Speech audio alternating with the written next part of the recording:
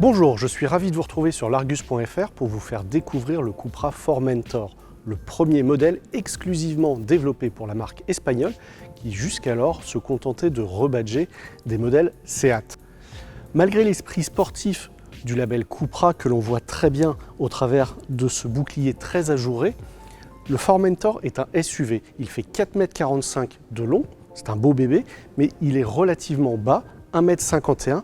Surtout, il a une ligne de pavillon très fuyante et des ailes très marquées, bien galbées, ce qui donne beaucoup de dynamisme à la voiture. À l'arrière, l'esprit sportif est toujours présent avec ce diffuseur et ses deux doubles sorties d'échappement. Le bandeau lumineux est bien présent comme sur la Leon. Il y aura une petite animation à la fermeture ou à l'ouverture du véhicule. Et surtout, ce haillon s'ouvre sur un coffre d'une capacité de 450 litres. Pour la partie mécanique, le Formentor repose sur la même plateforme MQB que la récente Leon, ce qui lui permet de disposer de deux motorisations. La première 100% thermique avec 310 chevaux répartis sur les 4 roues.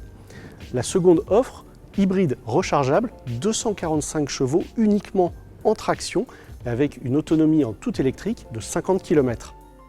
La présentation intérieure est beaucoup moins exclusive que l'esthétique extérieure. On retrouve exactement la planche de bord de la Seat Leon.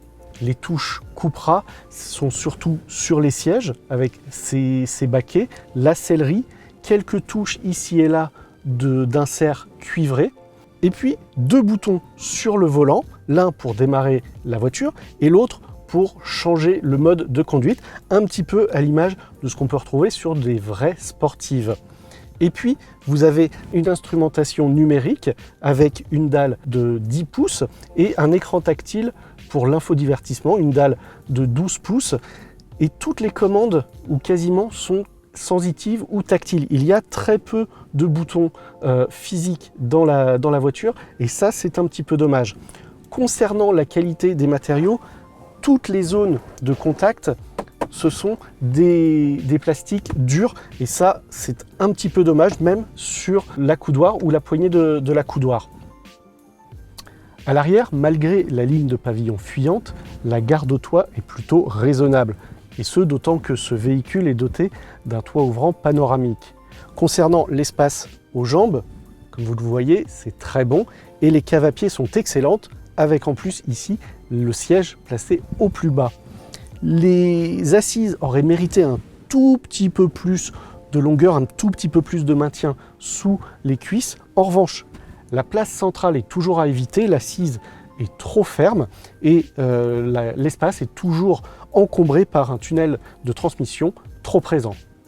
Au rayon des équipements, le Formentor se cale sur ce que propose la récente Leon, à savoir la possibilité de disposer d'un système de conduite semi-autonome de niveau 2 ou encore de systèmes connectés permettant par exemple de gérer la climatisation à distance ou encore de connaître l'état de charge de la batterie pour la version hybride rechargeable. Le Formentor sera disponible à la commande à l'automne prochain pour des livraisons prévues pour la toute fin d'année. Sur ce, je vous dis à très vite sur largus.fr.